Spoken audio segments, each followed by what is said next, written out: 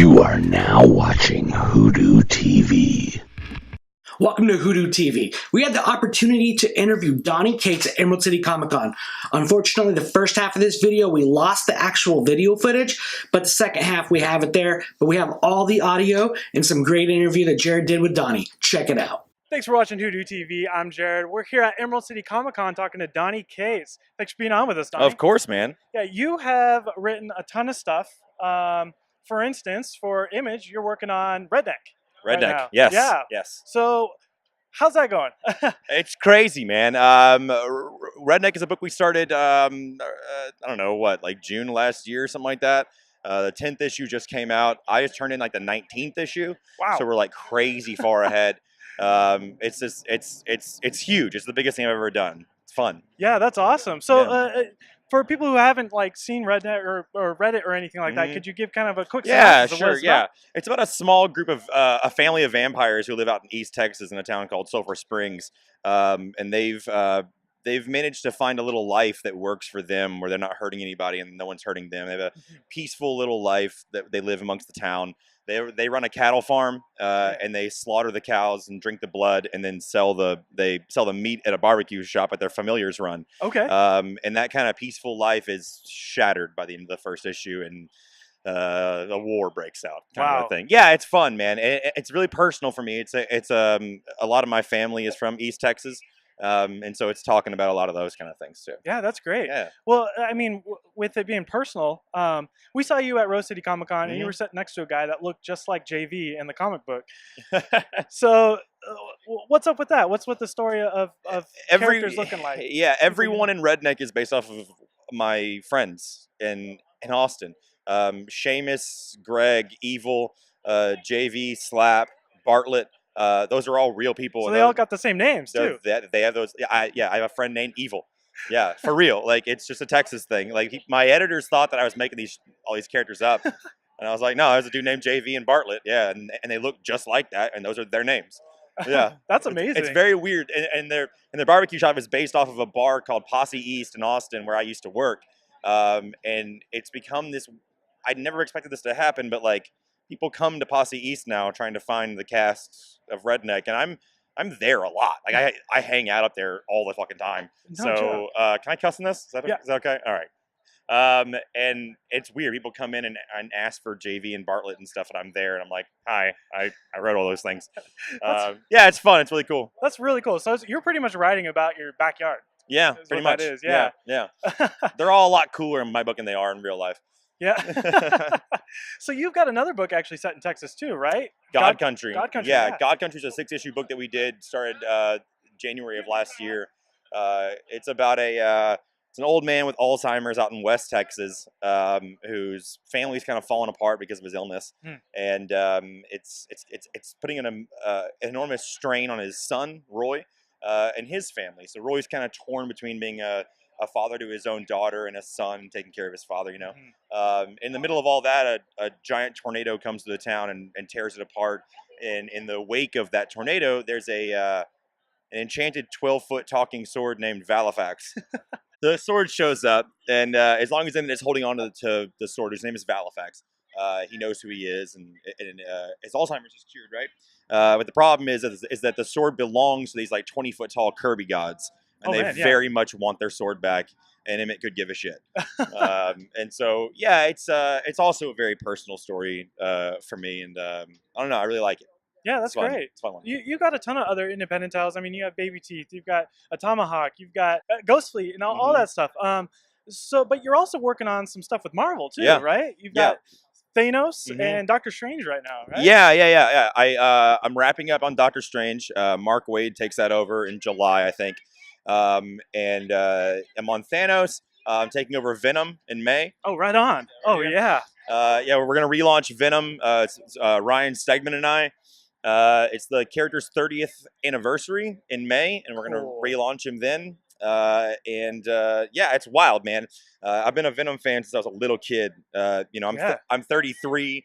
Venom's turning 30. I learned how to read on Venom comics when I was 3 years old. That's amazing. Yeah, so I've been there from the jump, man, and I've wanted to get my hands on that guy for such a long time. When I got to Marvel, there was 2 books that I wanted.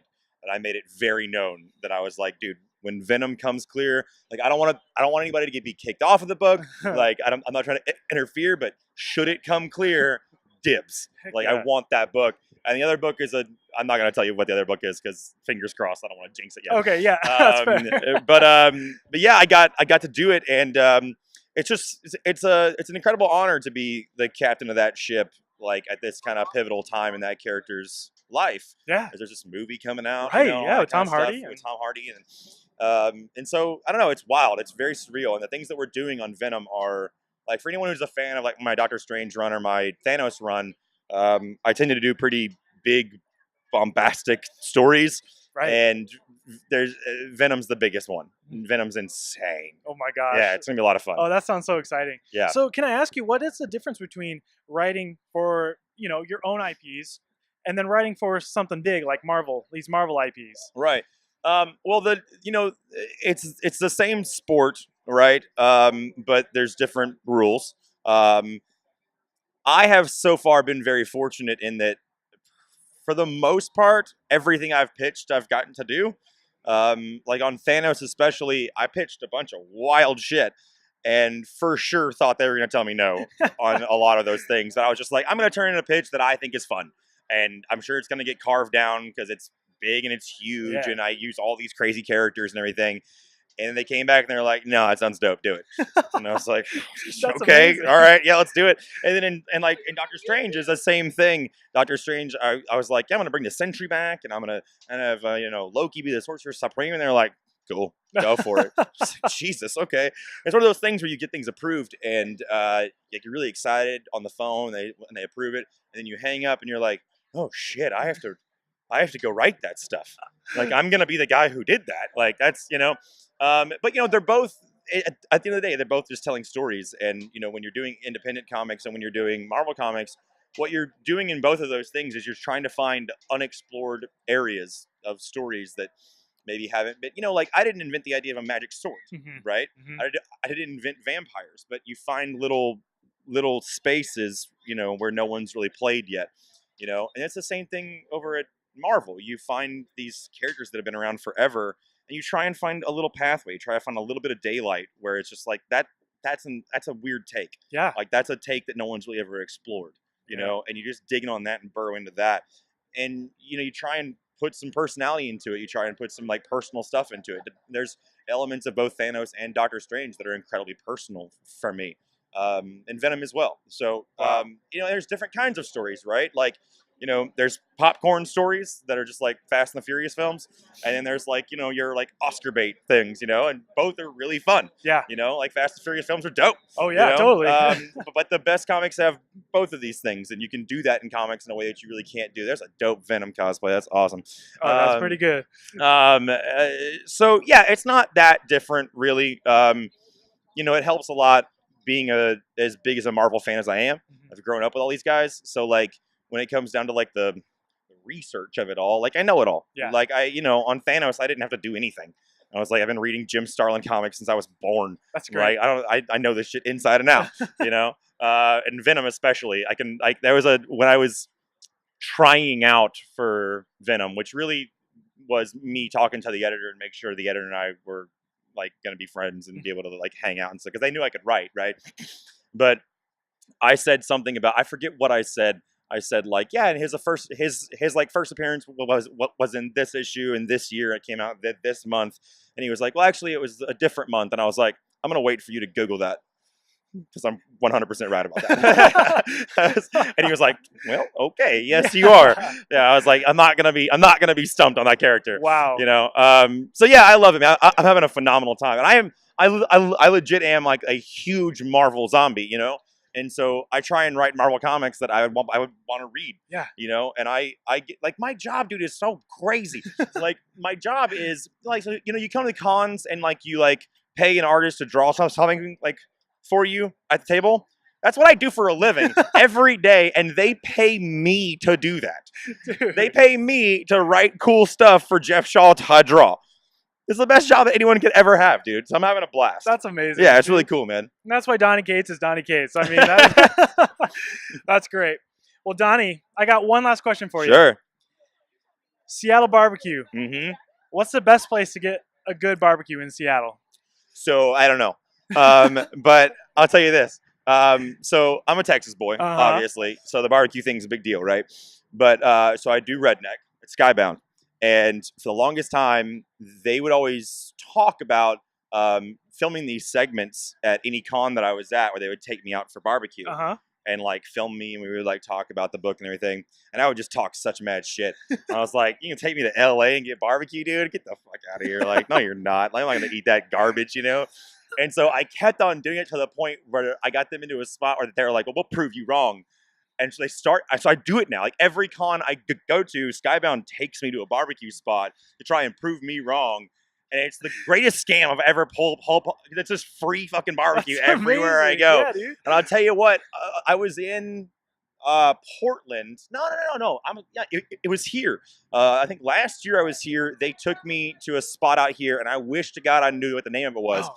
They took me to this place, and I was real skeptical. It was all rainy outside and everything, and I was like, man, I don't know about Seattle barbecue, dog.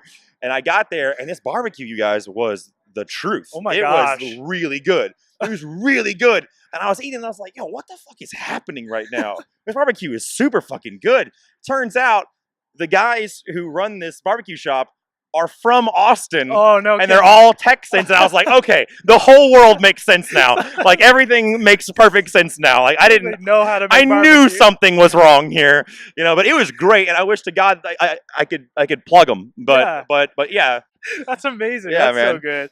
Well, Donnie, thank you for coming on with us. Absolutely, thank you. Where can people follow you on like social media or anything? Yeah, on Twitter's is the best place. I'm on there too much. I'm just at Don Cates, DONCATES. Cool, great. And you guys can find all his books on the shelves. This guy is a superstar right now. Like he's got so much stuff. Like, and you deserve it, man. So thank you so much for coming on with us. We really do appreciate it, buddy. Thanks, pal. Thanks for watching WhoDooTV, and we want to thank Donny Cates for taking the time to talk with us tonight. If you like videos like this, be sure to hit that subscribe button and hit that like as well. We want to thank you guys for watching, and we want to thank our friends at Outright Geekery as well. Check us out there. Thanks, guys.